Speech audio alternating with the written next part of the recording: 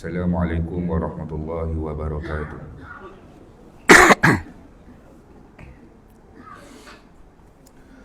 A'udzu billahi minasyaitonir rajim. Bismillahirrahmanirrahim. Alhamdulillahi rabbil alamin. Wassalatu wassalamu ala sayyidina Muhammadin asyrafil mursalin wa ala alihi wa sahbihi ajma'in. Subhanaka la ilma lana illa ma 'allamtana innaka antal alimul hakim. ولا حول ولا قوة إلا بالله العلي العظيم. رضينا بالله ربا وبالإسلام دينا وبمحمد نبيا ورسولا. اللهم أعنا على ذكرك وشكرك وحسن عبادتك. ربي يسر ولا تعسر فإن تيسر عليك يسر بتميم الخير. نويت اعتكاف في هذا المسجد سنة لله تعالى. Alhamdulillah, syukur pada Allah Subhanahu Wa Taala dapat kita sama-sama menunaikan solat fardu subuh secara berjemaah.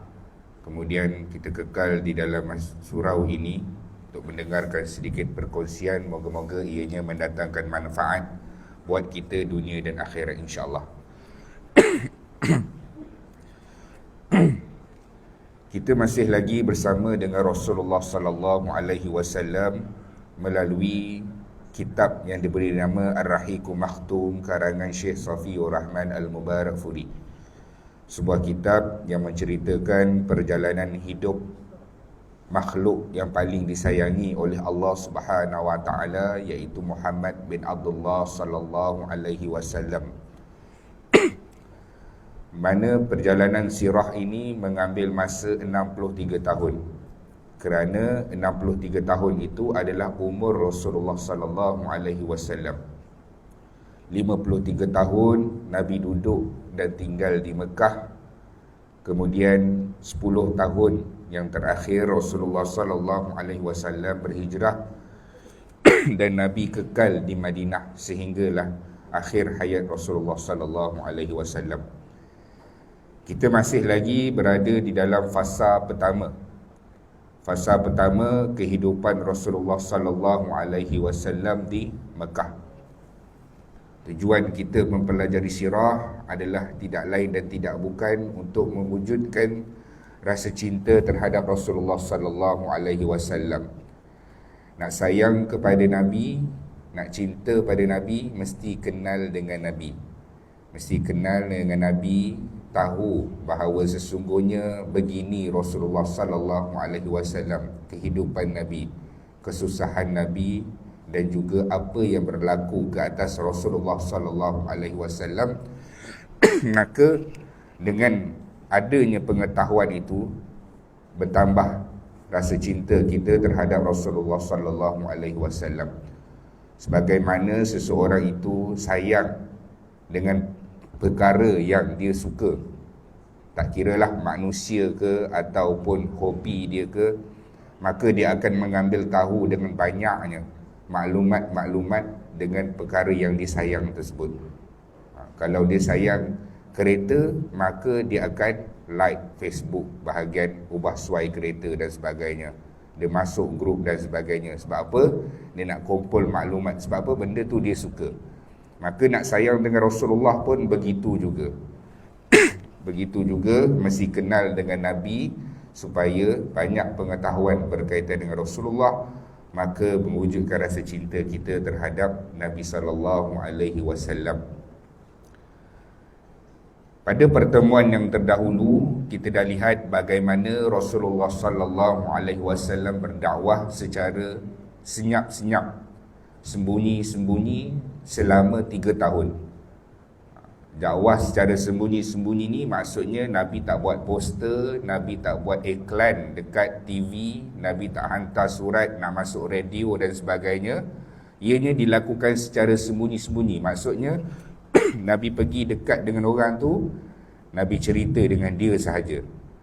Nabi ajak pergi ke rumah di mana ni, rumah yang kita sebut tu rumah Arqam bin Abi Arqam. Di situlah Nabi usrah, tak berhenti usrah Nabi, tazkirah Nabi, Nabi cerita berkaitan dengan Islam. Maka dakwah sembunyi-sembunyi itu, senyap-senyap itu kekal selama 3 tahun Sehinggalah Allah Subhanahu wa taala menurunkan ayat wa anzir ashirataka akrabain. Maksudnya apa tuan-tuan? Dan berikanlah peringatan kepada saudara terdekat kamu. Surah Asy-Syu'ara ayat 214. Nabi kumpulkan setiap kali mendapat arahan Allah Subhanahu wa taala, Nabi tak kata, "Ya Allah, boleh tak tangguh kejap sebab tak yakin. Boleh tak lama sikit dakwah secara sembunyi-sembunyi ni." Nabi terus kumpulkan ahli-ahli keluarga Nabi daripada Bani Hashim, Bani Muttalib dan juga Bani Manaf. Nabi ceritakan bahawa sesungguhnya aku adalah pesuruh Allah yang diutuskan kepada kamu semua untuk kita sama-sama tinggalkan sembahan-sembahan yang selain daripada Allah. Sembah Allah sahaja. Jangan menzalimi orang yang susah, beri makan kepada orang miskin, jangan mengkhianati perjanjian. Itu yang Rasulullah sallallahu alaihi wasallam bagi tahu bahawa sesungguhnya kamu semua akan mati dan kamu semua akan dibalas sesuai dengan perkara yang kamu lakukan di atas muka bumi Allah. Kalau kamu lakukan kebaikan, maka baiklah yang akan Allah balas. Dan kalau kamu melakukan kejahatan, kamu akan diazab oleh Allah Subhanahu wa taala sesuai dengan perkara yang kamu lakukan di atas muka bumi Allah. Itu yang Nabi bagi tahu. Nabi kumpulkan beberapa kali. Kali pertama, kali kedua, dan ketika itulah siapa dia? Abu Lahab. Waktu perjumpaan yang keberapa kali, Abu Lahab bagi tahu, "Wahai Muhammad, aku rasa apa yang kau nak bagi tahu ni, kami ahli keluarga kamu tak dapat nak menolong. Sebab kamu membawa satu perkara yang baru, perkara yang selama ini tak pernah pun dalam Mekah ini ataupun orang-orang Arab buat." Dia bagi tahu begitu kepada Rasulullah sallallahu alaihi wasallam. Sampailah perjumpaan yang kali ketiga. Kali ini Abu Talib bangun. Abu Talib kata, "Wahai Muhammad, aku setuju dengan apa yang kamu lakukan. Sampaikanlah Islam kepada sesiapa yang kamu nak sampaikan. Sebarkanlah Islam, kamu tidak akan dihalang wahai Muhammad. Kami akan melindungi kamu selagi mana aku ada dan berada di sisi kamu." Itu jawapan Abu Talib. Abu Talib pada ketika itu sebut perkataan melindungi itu bukanlah atas dasar keimanan, tapi atas dasar kekeluargaan. Sebab Muhammad itu adalah anak saudara dia. Maka dia nak berikan perlindungan dan juga pertolongan kepada Rasulullah sallallahu alaihi wasallam. Sampailah Abu Lahab bangun. Dia kata, "Wahai Abu Talib, kamu tak boleh berkata begitu. Sebab apa? Sebab kalau kita tidak halang dia, orang-orang Mekah akan halang dia. Dia akan diperangi dan kita tak boleh dah nak melindungi Muhammad. Kamu mesti halang dia dan pastikan dia tidak menyebarkan agama ini." Tuan-tuan, akhirnya pada tahun yang sama juga turun ayat fasda' ma tu'mar wa aqri anil musyrikin. Sampaikanlah secara terus terang dan berpalinglah dengan orang-orang musyrikin. Tuan-tuan, Allah kata dalam surah Al-Hijr bahawa sesungguhnya kali ini sebarkan, sampaikan terus terang secara terbuka dan tak ada sembunyi-sembunyi. Nabi terus pergi ke Bukit Safa, lalu Nabi memanggil orang-orang Mekah. Nabi panggil orang-orang Mekah, semuanya berkumpul. Kalau ada wakil rumah tu yang mana tak boleh berjalan, mereka akan hantar wakil ahli keluarga mereka untuk pergi ke Bukit Safa.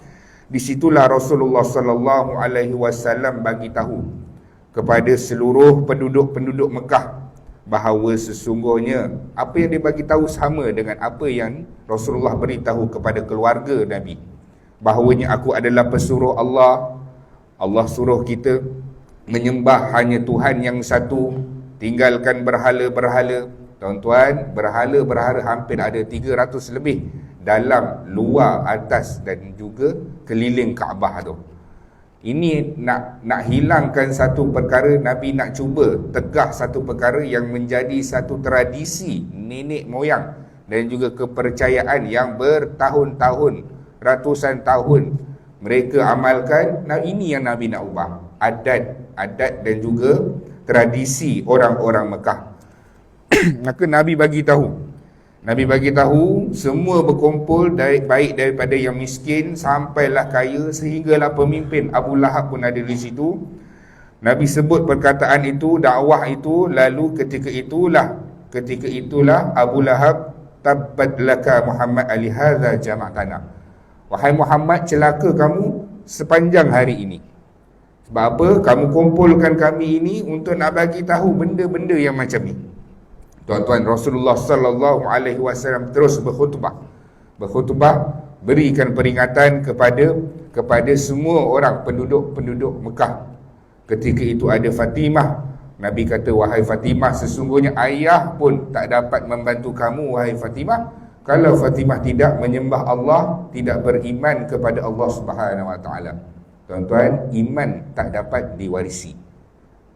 Tak kiralah seseorang itu Rasulullah sallallahu alaihi wasallam pun bagi tahu bahawa sesungguhnya walaupun Nabi itu adalah seorang Nabi, tapi kalaulah wahai Fatimah kamu tidak beriman, kamu ikut dengan cara yang lama, mengikut cara orang yang musyrikin, maka ayah pun tak dapat nak membantu kamu. Tuan-tuan, iman tak dapat diwarisi. Begitu juga dosa dan juga maksiat pun tidak dapat diwarisi. Kemudian apa yang berlaku? Orang-orang musyrikin bermesyuarat. Mereka bermesyuarat di Darul Nadwah. Kita boleh katakan ini adalah parlimen Mekah. Mereka bermesyuarat hanya semata-mata nak membincangkan bahawa sesungguhnya musim haji ini dah nak dekat. Bila musim haji nak dekat ini, orang-orang daripada luar semenanjung tanah Arab akan datang ke Mekah untuk buat haji. Maka kita risau bahawa sesungguhnya Muhammad akan sebarkan. Sebab apa? Muhammad ini baik. Sebelum dia mengaku jadi Rasul pun kita kata dia ni amanah, orang yang bercakap benar, semua orang suka dengan dia. Ini bahaya. Kalau orang begini sampai ke Islam, orang akan ikut dia. Kalaulah orang luar ikut, maka Muhammad akan mengumpulkan pengaruh dia.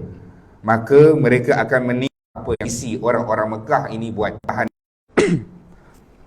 Mereka berbincang ketika itu. Ketua pada ketika itu adalah Walid bin Mughirah, iaitu bapa kepada Khalid Al-Walid, seorang yang cukup berpengalaman, senior, yang duduk di dalam kota Mekah ini. Ketika itu semua tanya cadangan dia. Dia kata, tak apa, bagi dulu cadangan-cadangan kamu, wahai menteri-menteri Mekah. Lalu ada yang memberikan cadangan bahawa sesungguhnya kita gelarkan Muhammad ini. Apa maksudnya, tuan-tuan? Dalam perbincangan ini mereka nak buat satu kenyataan, macam mana kita nak buat orang luar ni jangan dengar Muhammad. Mereka kata apa? Kita gelarkan Muhammad ini dukun. Walid bin Mughirah kata, mustahil untuk kita gelarkan Muhammad ini dukun. Tak ada satu ciri-ciri dukun pun yang ada pada diri Muhammad. Dengan pakaian dia, dengan cara dia bercakap. Dia kalau dukun ni, kalau kita tengoklah dulu-dulu, dia macam-macam. Ada pakai gelang lah, dia punya apa ni, azimat-azimat dia. Maka Muhammad tak ada pun ciri-ciri begitu. Lalu bangun seorang lagi menteri, kita gelarkan Muhammad ini gila. Dia kata, kamu lagi gila. Sebab apa? Tak boleh kita nak gelarkan Muhammad ini gila.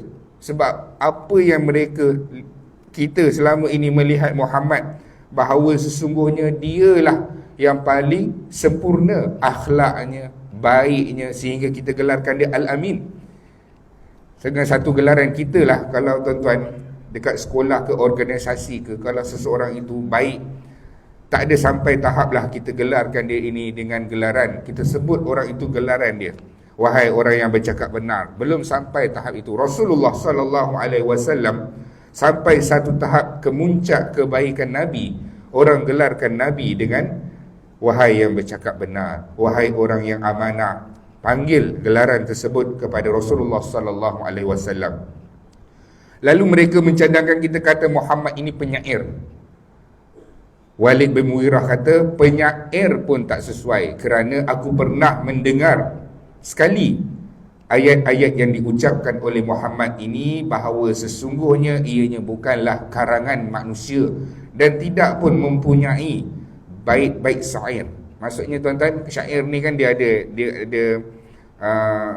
ayat itu sentiasa kena ada synchronize dia, orang yang bersyair ni, dan dia ada rentak-rentak dia. Tapi ayat-ayat Al-Quran tidak begitu. Maka kita tak boleh kata Muhammad ini syair. Sedangkan orang-orang Arab Quraisy Mekah pada ketika itu yang mahir dengan syair-syair ini, maka mereka pun yakin bahawa sesungguhnya tak boleh nak gelarkan Muhammad ini dengan gelaran penyair. Maka ketika itulah Walid bin Mughirah, Allah rakamkan dalam Al-Quran bahawa sesungguhnya Walid bin Mughirah ini dalam surah Al-Mutaffifin ayat 29 sampai 33, Allah rakam bahawa sesungguhnya mereka menunduk-nunduk, mengerut-ngerutkan kening mereka bermasam-masam muka. Tuan-tuan, Allah rakam macam mana Walid bin Mughirah ni berfikir dengan kerutnya, dengan bersungguh-sungguhnya, dengan muka dia yang betul-betul berfikir semata-mata untuk nak memberikan gelaran kepada Rasulullah sallallahu alaihi wasallam. Akhirnya tuan-tuan, Walid bin Mughirah mencadangkan bahawa sesungguhnya kita gelarkan Muhammad ini adalah penyihir yang menggunakan perkataan sihir. Dia manusia biasa, dia bukannya dukun, bukannya penyair, bukannya penyihir, tapi dia menggunakan perkataan sihir yang mana kalau diucapkan perkataan ini akan memisahkan suami dan isteri, adik dengan abang, keluarga dengan ahli keluarga yang lain. Apabila dia membacakan sihir itu, maka tutuplah telinga. Maksudnya apa tuan-tuan? Maksudnya mereka nak bagi tahu kalau orang datang buat haji dekat Mekah ni ada seorang lelaki nama dia Muhammad. Kalau dia bercakap, tutup telinga.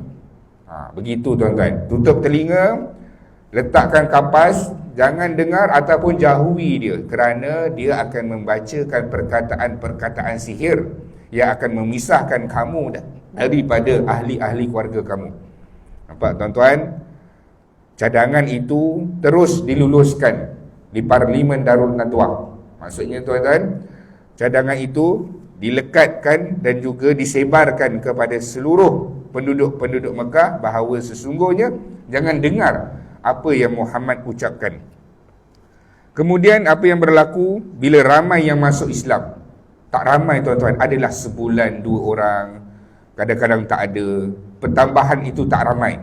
Dan di kalangan orang yang memeluk Islam pun juga adalah di kalangan orang-orang yang miskin, orang-orang yang tak ada kepentingan dan tiada jawatan. Pada ketika itu mereka membiarkan, tak apa. Yang ikut Muhammad ini adalah orang-orang di kalangan yang biasa. Tapi bila melihatkan pertambahan yang semakin banyak, walaupun tidaklah secara drastik pertambahan tersebut, maka mereka bermesyuarat sekali lagi. Kali ini apa yang kita nak buat? Apa yang kita nak buat? Mereka mengambil keputusan bahawa sesungguhnya Muhammad ini adalah anak saudara kepada Abu Talib. Maka mereka berbincang untuk berjumpa dengan Abu Talib. Sebelum mereka berjumpa dengan Abu Talib, mereka bermesyuarat apa yang kita nak sebut dengan Abu Talib. Apa yang kita nak kata dengan Abu Talib ini supaya Abu Talib menghalang anak saudara dia Muhammad daripada menyebarkan ajaran baru. Mereka bermesyuarat, lalu mereka mengambil satu usul, iaitu kita kata kepada Abu Talib bahawa sesungguhnya Muhammad menghina Tuhan-Tuhan kita, menghina sembahan nenek moyang kita. Tuan-tuan, nampak? Mereka menggunakan tradisi kemegahan bangsa Arab Quraisy pada ketika itu, iaitu berhala-berhala mereka yang ada ratusan. Ada berhala rezeki, berhala anak, berhala siang, berhala malam, berhala nak pergi perang, berhala berniaga, macam-macam jenis berhala. Inilah yang Rasulullah sallallahu alaihi wasallam nak sebarkan bahawa sesungguhnya tinggalkan semua sembahan ini. Tuan-tuan, apa yang Nabi kata ini adalah benar daripada sudut syariat mahupun logik akal. Nabi kata kamu menyembah satu benda yang kamu buat sendiri, kamu pahat sendiri dan kamu sembah patung tersebut. Maksudnya apa tuan-tuan? Logik akal pun mengatakan bahawa perkara ini perkara yang pelik dan tidak benar. Kamu korban, kamu sembelih binatang kamu, lalu kamu biarkan di situ dengan alasan ini adalah untuk makanan kepada berhala-berhala.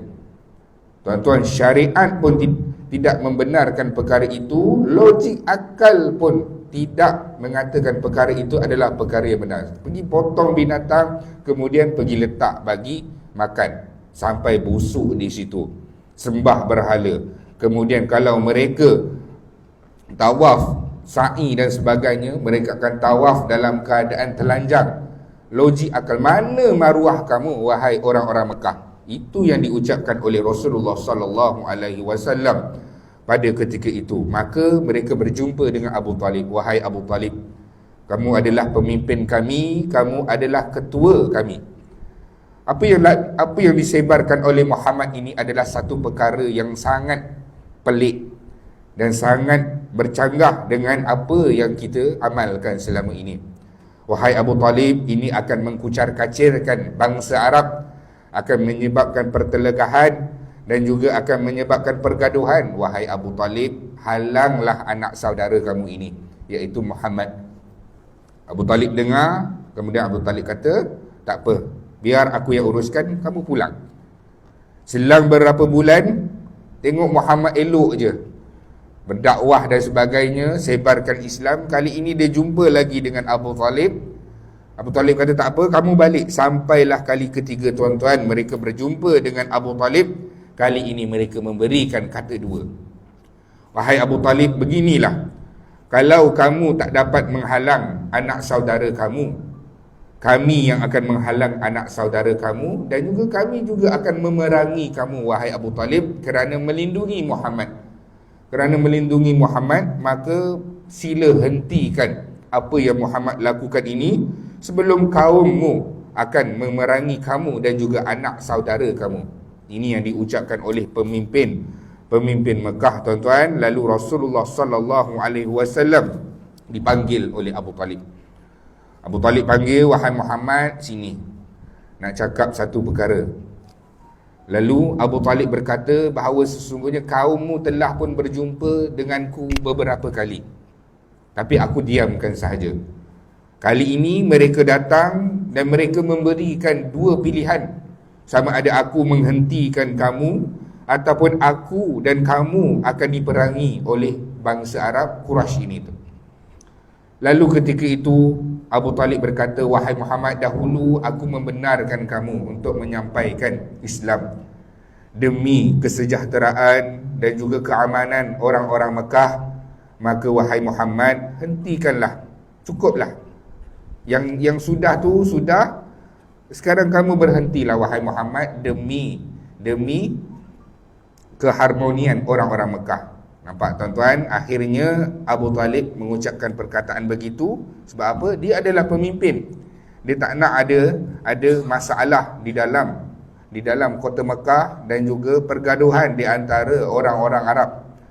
Maka ketika itu tuan-tuan, Rasulullah sallallahu alaihi wasallam memberikan kata bahawa sesungguhnya, wahai bapa saudaraku, kalaulah orang-orang Mekah ini memberikan aku bulan dan matahari, maksudnya matahari diletakkan di atas tangan kananku dan juga bulan di atas tangan kiriku, bukannya siksaan tuan-tuan, bukan siksaan. Maksudnya kalaulah diberikan hadiah itu yang mustahil, nak bagi bulan dan matahari kan perkara yang mustahil, hadiah yang sebesar itu pun kalau mereka berikan kepada aku akan tolak.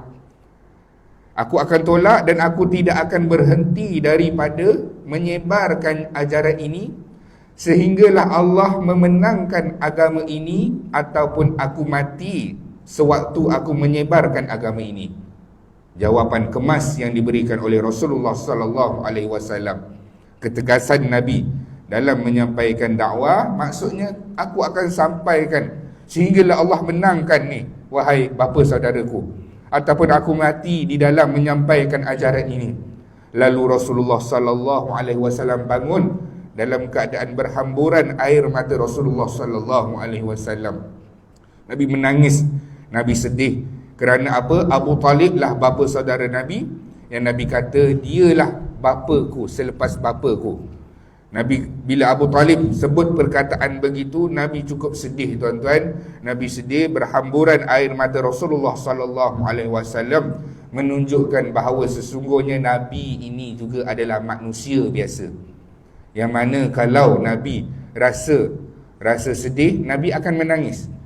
Nabi akan sakit. Kalau Nabi terkena penyakit, Nabi akan sakit. Kalau Nabi tak makan, Nabi akan lapar. Itulah Rasulullah sallallahu alaihi wasallam. Nabi sedih tuan-tuan dalam keadaan ketika itu Nabi anak yatim. Nabi tak ada tempat nak mengadu. Sudahlah yatim piatu, adik-beradik pun tak ada.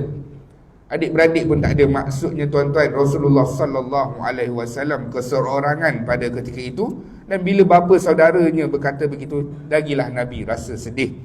Apabila Abu Talib melihat kesungguhan anak saudaranya itu, maka ketika itulah Abu Talib kata, wahai Muhammad, melihatkan ketegasan kamu dan kesungguhan kamu, tak apalah, kamu sampailah, buatlah apa yang kamu inginkan, wahai Muhammad. Selagi mana aku hidup dan aku bersama dengan kamu, aku akan mempertahankan kamu dengan seluruh dayaku. Tuan-tuan, Abu Talib melindungi Rasulullah dalam keadaan itu adalah keluarga dia, itu adalah anak saudara dia. Tuan-tuan, kalaulah Abu Talib pada ketika itu mempertahankan Rasulullah sallallahu alaihi wasallam atas dasar keimanan kepada Allah Subhanahu wa taala, maka itulah sangatlah baik di sisi Allah Subhanahu wa taala.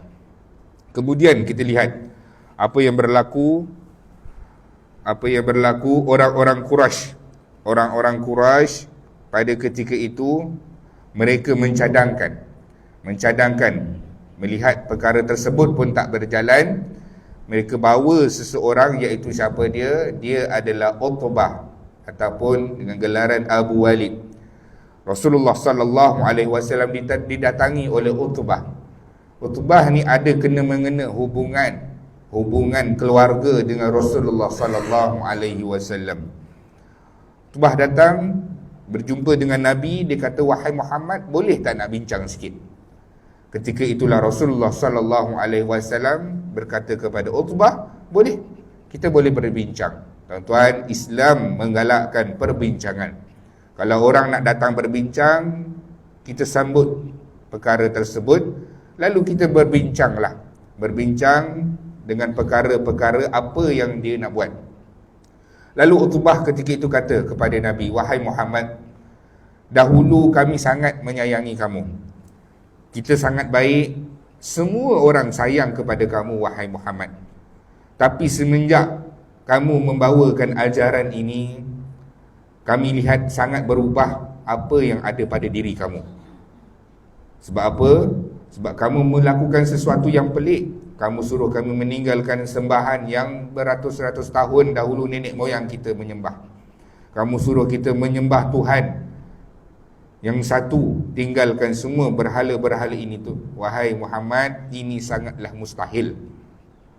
Sangat mustahil. Beginilah wahai Muhammad, kami telah berbincang supaya kamu menghentikan dakwah ini. Kalaulah kamu inginkan, wahai Muhammad, untuk menjadi orang yang paling kaya, nampak tuan-tuan, ditawarkan kepada Rasulullah sallallahu alaihi wasallam, wahai Muhammad, kalaulah kamu nak jadi orang yang paling kaya, kami nak tawarkan kamu akan jadi orang yang paling kaya di dalam Mekah.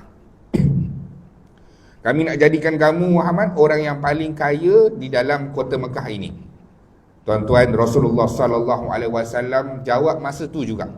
Tak ada Nabi kata nanti bincang dululah lagi 3 hari datang balik ke, tak. Nabi jawab masa ketika itu juga bahawa sesungguhnya aku tak teringin pun dengan harta duit yang kamu nak berikan. Tuan-tuan, apalah sangat menjadi orang kaya di kota Mekah, sedangkan Rasulullah sallallahu alaihi wasallam pernah ditawarkan oleh Allah Subhanahu wa taala untuk dijadikan 2 bukit di kota Mekah itu untuk dijadikan emas. Rasulullah tolak.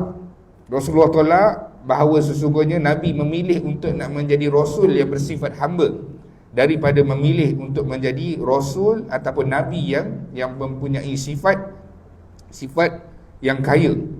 Nabi memilih untuk menjadi seorang hamba. Nabi tolak. Kemudian tuan-tuan, Utbah ini tawarkan lagi. Dia kata mungkin Muhammad ni dia tak gila duit. Duit ni dia kurang. Dia minat perempuan. Tuan-tuan, ada orang minat perempuan. Saya pernah jumpa, umur dia kata, Ustaz, saya ada atuk saya, dia ada makwa. Dia umur dah 65 tahun, dia ada makwa. Saya kata, nenek ke? Tak, nenek ada, tapi atuk ada makwa. Ada orang dia gila dengan wanita. Umur 60 lebih pun ada dah isteri dia ataupun nenek dia kata tak, nenek ada lagi. Saya ingatkan dia kata yang atuk ni nak kahwin lagi. Itu tak ada masalah. Kalau nenek ada pun tak ada masalah. Tapi sudah 65 tahun, dia kata mungkin Muhammad ini orang yang gilakan perempuan. Wahai Muhammad, kami nak bagi, kalau kamu ada wanita yang kamu suka dekat Mekah ini atau dekat mana-mana, bagi tahu. Kami akan jadikan wanita itu isteri kamu. Nabi kata, Nabi tolak. Aku tolak dengan perlawanan ini. Lalu tuan-tuan, dia kata mungkin Nabi ini dia tak gila perempuan. Dia nak pangkat. Ada orang dia nak pangkat, dia nak ada kuasa. Dia duit dia tak kisah, dia nak ada kuasa. Orang rujuk pada dia, apa-apa keputusan orang rujuk dengan dia, minta pandangan dia. Ada orang begini, wahai Muhammad, beginilah, kalaulah duit pun kamu tak nak, perempuan pun kamu tak nak, kami nak tawarkan kamu jadi raja dalam kota Mekah ini. Rasulullah sallallahu alaihi wasallam tolak ketiga-tiga tawaran ini, tuan-tuan. Lalu Nabi berkata kepada Utbah, wahai Utbah, ada tak lagi yang kamu nak katakan? Tak adalah, tuan-tuan. Manusia ni apa dia? Harta, pangkat, wanita. 3 perkara saja. Dia tak ada yang keempat dan yang kelima. Sampai ada orang buat nasyid, harta, pangkat dan wanita. Nampak, tuan-tuan? Inilah 3, inilah perkara 1400 tahun lebih dahulu yang diucapkan oleh Utbah. Diucapkan oleh Utbah, yang ditawarkan oleh Utbah. Inilah keinginan manusia di atas muka bumi Allah ini. Tak duit, perempuan ataupun pangkat. Ketiga-tiga ini ditolak oleh Rasulullah sallallahu alaihi wasallam pada ketika itu juga. Pada ketika itu dan masa itu juga, sehingga kan Nabi tanya, wahai Utbah, ada tak benda lain yang kamu nak cakap? Tak ada dah. Habislah modal. Semua dah cakap dengan Rasulullah sallallahu alaihi wasallam. Akhirnya Nabi kata, dengarkan tawaran aku. Rasulullah kata, dengar pula tawaran aku. Ketika itulah, tuan-tuan, Rasulullah tak menggunakan perkataan Nabi. Nabi terus membacakan Nabi terus membacakan surah Fussilat ayat 1 sampai 5 yang ada sujud sejadah. Rasulullah baca Hamim. Nabi terus guna ayat Al-Quran yang selama ini bila Nabi membaca ayat Al-Quran, orang-orang Mekah tutup telinga mereka, tak nak dengar bahawa sesungguhnya ini adalah perkataan-perkataan sihir. Kali ini Utbah mendengarkan daripada mulut yang mulia Rasulullah sallallahu alaihi wasallam membacakan surah daripada ayat Fussilat, daripada surah Fussilat, Hamim, tanzilum minar rahmanir rahim. Utbah mendengar dalam keadaan senyap dan tunduk, sehinggalah Utbah menahan, terus meletakkan tangannya di bahu Rasulullah sallallahu alaihi wasallam. Tak tahan Utbah mendengar ayat Al-Quran tersebut yang diucapkan oleh Rasulullah sallallahu alaihi wasallam. Maksudnya apa, tuan-tuan? Maksudnya Utbah tahan. Utbah menahan hidayah daripada masuk daripada dah Muhammad. Cukup. Sampai begitu sekali, tuan-tuan, akhirnya Utbah meninggalkan Rasulullah sallallahu alaihi wasallam dan pergi semula. Rupa-rupanya di Darul Nadwah itu mereka menunggu kedatangan Utbah. Menunggu kedatangan Utbah, mesti Utbah akan bawa maklumat baru ataupun keputusan daripada perbincangan tersebut. Lalu mereka menampak Utbah dalam keadaan berseri-seri. Daripada jauh Utbah datang, mereka nampak Utbah dalam keadaan senyum. Mereka kata, habis, Utbah ni dah kena sihir tadi. Tadi dia datang dia pergi dalam keadaan berkobar-kobar, dalam keadaan bersemangat nak ubah Muhammad ini, nak tawarkan dunia kepada Muhammad. Tiba-tiba balik, dia senyum, tengok dengan penuh ketenangan. Dia ni mesti dah terkena dah sihir Muhammad. Tuan-tuan, Utbah datang kepada mereka. Utbah kata, wahai orang-orang Mekah, wahai pemimpin-pemimpin Mekah, beginilah, sesungguhnya apa yang diucapkan oleh Muhammad itu, demi Allah, itu adalah perkara yang bukannya sihir. Dia kata, sah dah, Utbah ini memang dah terkena sihir. Ucapan Muhammad, tengok dia dah terikut dengan Muhammad. Lalu Utbah kata apa? Tinggalkan Muhammad dengan urusan dia. Biarkan dia, jangan diganggu Muhammad ini. Tuan-tuan, ketika itu mereka mengatakan bahawa sesungguhnya Utbah ini sudah pun terkena sihir. Tapi ketika itu Utbah tidak pun memeluk Islam. Ditahan tuan-tuan. Segera Utbah berdiri. Tuan-tuan, Utbah berdiri pada ketika itu, menekuk tangannya ke mulut Rasulullah sambil berkata, aku meminta kepadamu, ingatlah tali kekeluargaan ini. Maksudnya, sudahlah dia pegang Nabi, dia tutup pula mulut Nabi, dia kata, sudahlah Muhammad. Sebab apa? Dia tahan Rasulullah sallallahu alaihi wasallam daripada terus membacakan Al-Quran.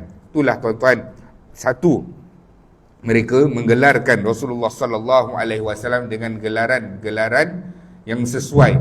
Walaupun mereka tak bersetuju. Sebenarnya mereka tak bersetuju nak berikan gelaran-gelaran tersebut, tapi sebab nak halang, terpaksa juga berikan gelaran supaya orang-orang luar daripada kota Mekah tak ikut dengan ajaran Muhammad ini. Kemudian mereka buat apa? Mereka berjumpa dengan Abu Talib, kerana Abu Talib ini adalah pemimpin dan juga bapa saudara Rasulullah sallallahu alaihi wasallam. Wahai Abu Talib, halang. Abu Talib pun dah cuba dah bercakap dengan Rasulullah sallallahu alaihi wasallam, sehingga kan akhirnya Nabi tetap berpendirian bahawa sesungguhnya akan terus menyampaikan Islam, walaupun dihadiahkan dengan hadiah yang sangat tak logik akal, sehinggalah Allah memenangkan agama ini, ataupun aku mati dalam keadaan aku menyampaikan agama ini. Lalu Quraisy tak berhenti berjumpa lagi dengan Rasulullah sallallahu alaihi wasallam, memberikan tawaran habuan dunia, harta, pangkat, kemasyhuran dan juga wanita kepada Nabi. Nabi tolak bulat-bulat pada ketika itu juga. Dan akhirnya tuan-tuan, serangan terus dibuat. Mereka terus melakukan serangan. Saya sambung sedikit lagi. Apa yang mereka buat?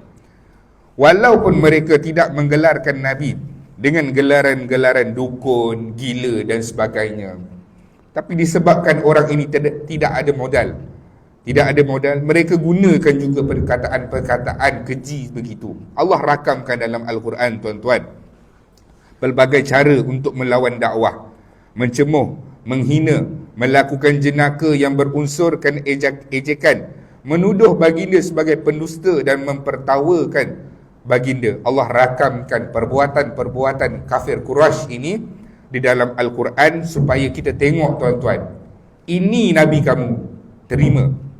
Wahai umat Muhammad yang duduk pada tahun 2023, lihat, begini Rasul kamu. Kita berdakwah kan, saya ni pula belum sampai tahap orang kata gila, belum sampai orang mencemuh ataupun orang mengejek. Tuan-tuan, tengok apa yang Rasulullah sallallahu alaihi wasallam terima. Allah rakam dalam Al-Quran bahawa sesungguhnya dalam surah Al-Hijr, a'udzubillahi minasyaitanir rajim, wa qalu ya ayyuhalladzi nuzzila alaihi dzikru innaka lamajnun. Dan mereka berkata, hai orang yang diturunkan Al-Quran. Nampak? Orang-orang Mekah panggil Muhammad, dia nak ejek, tapi dia kata, Orang yang diturunkan Al-Quran, wahai Muhammad yang diturunkan Al-Quran. Dia bagi dulu Al-Quran dulu, baru dia kata sesungguhnya kamu ini betul-betul gila. Nampak tuan-tuan, perkataan yang diucapkan oleh orang-orang Arab, kafir Quraisy pada ketika itu, mereka kata kamu ini tuan memang orang gila. Kemudian hadza sahirun kadzdzab, dan kamu ini memang penyihir dan pendusta, dalam surah Sad ayat 4. Lalu Allah rakamkan lagi dalam ayat surah Al-An'am, apabila mereka berkata kepada orang-orang Islam, inikah orang-orang yang diberikan nikmat dan juga rahmat oleh Allah? Sebab apa tuan-tuan? Sebab pada ketika itu yang masuk Islam, yang terima ajaran Rasulullah sallallahu alaihi wasallam adalah orang-orang miskin. Dia kata, ini ke yang Allah bagi rahmat? Orang miskin, makan pun tak cukup, apa ke dana, ini ke yang Allah berikan nikmat? Lalu Allah jawab semula di dalam Al-Quran, ayat yang seterusnya dalam surah Al-An'am, Allah kata, alaisallahu bi'a'lama bisyakirin. Sesungguhnya Allah lah yang lebih mengetahui siapa yang pandai bersyukur, yang tahu bersyukur, yang tahu berterima kasih kepada Allah Subhanahu wa taala. Lalu apa yang berlaku tuan-tuan? Mereka memburuk-burukkan ajaran baginda dengan jalan melontarkan fitnah dan menyebarkan propaganda. Mereka kata dalam surah Al-Anbiya, Allah rakam, a'udzubillahi minasyaitanir rajim, bal qalu adghathu ahlam. Al-Quran itu adalah mimpi-mimpi yang kalut, iaitu kitab yang diada-adakan oleh Muhammad pada waktu malam, lalu dibacakan pada waktu siang. Tuan-tuan, inilah hikmah di mana Allah Subhanahu wa taala menjadikan Rasulullah sallallahu alaihi wasallam tak pandai membaca dan tak pandai menulis. Sebab apa? Allah tahu bahawa sesungguhnya tuduhan-tuduhan ini akan berlaku. Menuduh Muhammad ini mereka-reka, dia karang waktu malam dan siang dia bacakan. Mana mungkin seseorang yang tak pandai menulis dan tak pandai membaca nak meniru ataupun nak ambil ciplak daripada Taurat ataupun Injil, kemudian diubah-ubah untuk dijadikan ini adalah ajarannya. Tak boleh tuan-tuan. Sebab apa? Semua orang tahu bahawa sesungguhnya Rasulullah sallallahu alaihi wasallam tak pandai membaca dan juga tak pandai menulis. Lalu apa yang mereka buat tuan-tuan? Walaupun mereka meragukan risalah Nabi, ajaran Nabi, di dalam hati mereka tetap mengiktiraf kejujuran, keamanahan, kebaikan, takwa baginda. Mereka percaya bahawa jawatan Rasulullah sallallahu alaihi wasallam tersebut merupakan sesuatu yang paling hebat yang diberikan kepada manusia. Lalu mereka berkata lagi, apa yang hebatnya Rasul ini? Dalam surah Al-Furqan ayat 7, apa yang hebatnya tentang Rasul ini? Dia makan makanan dan dia berjalan macam kita. Maksudnya apa tuan-tuan? Kalaulah Allah nak hantar seorang yang boleh beri peringatan, baik Allah hantar malaikat. Ataupun perkara yang hebat macam Transformers ke apa ke, benda-benda yang hebat, yang canggih. Takkanlah Allah hantar seorang lelaki yang dia pun berjalan kaki, dia pun makan benda yang sama macam kita. Takkan Allah nak hantar macam ni? Baik Allah hantar malaikat. Allah tidak menurunkan sesuatu kepada manusia. Sesiapa yang menurunkan kitab Taurat, siapakah yang menurunkan kitab Taurat yang dibawa oleh Musa sebagai cahaya dan petunjuk bagi manusia? Akhirnya mereka sedar bahawanya tuan-tuan, Rasul ataupun utusan yang sebelum ini yang diturunkan kepada Ibrahim, Ismail, Musa, itu adalah daripada Allah Subhanahu wa taala, bahawa sesungguhnya rasul-rasul yang terdahulu juga di kalangan manusia juga tuan-tuan. Mereka cuba buat perkara begini, dan apabila orang-orang Islam pergi ke pasar, mereka mengedip-ngedipkan mata, menunjuk-nunjuk dengan mulut. Ini perangai siapa tuan-tuan? Ini adalah perangai orang-orang musyrikin Mekah. Kita pun buat benda macam ni juga. Kalaulah ada konflik dan sebagainya, orang tu datang, dia masuk je dah surah, tu dia tunjuk dengan. Ini tuan-tuan perbuatan orang-orang musyrikin, orang-orang musyrikin Mekah. Perangai tak elok. Maksudnya apa? Tu dia sampai dia tu buat-buat gaya mata, mengedip-ngedipkan mata. menunjuk-nunjuk dengan orang-orang yang berada di sekeliling. Tuan-tuan, Allah tahu bahawa sesungguhnya Rasulullah sallallahu alaihi wasallam sedih pada ketika itu. Allah rakam dalam Al-Quran bahawa sesungguhnya kami tahu Muhammad bahawa sesungguhnya dada kamu terasa sempit. Allah rakamkan di dalam Al-Quran bahawa sesungguhnya wahai Muhammad, kami tahu kamu berasa sempit dada kamu. Allah tahu, tuan-tuan. Kita lah, bayangkanlah satu kotak seri emas ni, bila orang tengah sibuk berborak apa semua, kita datang semua senyap. Tuan-tuan, dia adalah mainan psikologi. Kita akan rasa mental torture tu, walaupun tak secara terus. Orang datang, kita semayang, duduk sebelah orang bangun, pergi tempat lain. Tuan-tuan, ini yang dihadapi oleh Rasulullah sallallahu alaihi wasallam. Ini yang dihadapi oleh Nabi kita. Nabi kita ketika itu, keseluruhan penduduk Mekah buat begitu kepada Nabi dan juga orang-orang Islam. Mengejek, menghina, menunjuk-nunjuk, buat muka. Ini semua perkara ini dilalui oleh Rasulullah sallallahu alaihi wasallam, dan ketika itu Allah tahu, wahai Muhammad, sesungguhnya dada kamu terasa sempit dengan apa yang berlaku ke atas kamu. Wahai Muhammad, Allah rakam dalam ayat yang seterusnya, teruskanlah berzikir, mengingati Allah Subhanahu wa taala, sesungguhnya Allah akan menguatkan hati kamu sehingga kamu menjadi yakin. Allah bagi tahu kepada Rasulullah sallallahu alaihi wasallam. Tuan-tuan, Nabi tak ada ayah nak mengadu. Nabi tak ada mak nak mengadu, Nabi tak ada adik-beradik untuk nak mengadu.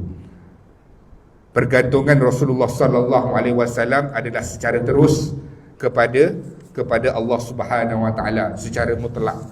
Tuan-tuan, setelah itu apa yang mereka lakukan? Setelah cemohan pun dah buat, macam-macam dah mereka buat. Akhirnya tuan-tuan, mereka membuat satu mesyuarat. Kali ini kita kena kasar. Dah mula dah macam-macam dah. Ejek, tengok sama juga orang Islam ni, tak juga patah semangat. Buat muka, buat memek muka pun sama juga. Bagi gelaran pun Muhammad begitu juga dengan dakwah dia. Lagi apa lagi? Tawarkan kepada Nabi dengan habuan dunia, Nabi tolak. Semua dah buat dah, macam-macam dah.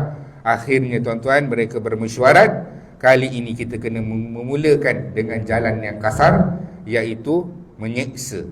Nanti tuan-tuan, insyaAllah pada pertemuan yang seterusnya kita akan lihat siapa yang disiksa.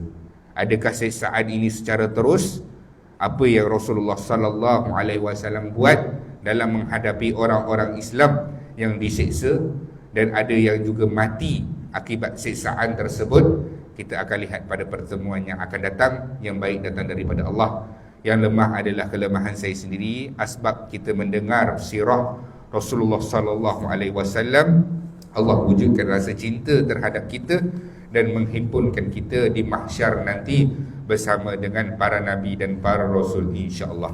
A'udzubillahi minasyaitonirrajim. Bismillahirrahmanirrahim. Alhamdulillahirabbil alamin, wassalatu wassalamu ala asyrafil anbiya'i wal mursalin wa ala alihi wa sahbihi ajmain. Ya Allah, ya Tuhan kami, ampunkanlah dosa-dosa kami, dosa kedua ibu bapa kami, dosa ahli keluarga kami, dosa rakan-rakan kami. Ya Allah, ya Tuhan kami, bantulah kami dalam mentaati perintah-Mu, bantulah kami dalam meninggalkan segala larangan-Mu. Ya Allah, ya Tuhan kami, permudahkan sakaratul maut kami, ya Allah. Ya Allah, ya Tuhan kami, matikan kami dalam keadaan husnul khatimah. Jangan matikan kami dalam keadaan su'ul khatimah. Jadikan kubur kami sebagai taman syurga, ya Allah. Jangan jadikan kubur kami sebagai lubang-lubang neraka, ya Allah. Ya Allah, ya Tuhan kami, bangkitkan kami dalam keadaan Engkau redha dengan kami, ya Allah. Berilah buku amalan kami dengan tangan kanan kami, jangan beri buku amalan kami dengan tangan kiri kami. Hisablah kami dalam keadaan ihsan, ya Allah. Permudahkan proses timbangan mahsyar kami, ya Allah. Pimpinlah kami dalam meniti titian sirat-Mu, ya Allah. Himpunkan kami, kedua ibu bapa kami, ahli keluarga kami, rakan-rakan kami ke dalam syurga Firdaus-Mu tanpa hisab dan azab, dan jauhkanlah kami daripada azab api neraka Jahannam. Rabbana atina fid dunya hasanah wa fil akhirati hasanah wa qina adzabannar. Wa sallallahu ala sayyidina Muhammad wa ala alihi wa sahbihi wasallam. Walhamdulillahi rabbil alamin. Qabbalallahu minkum.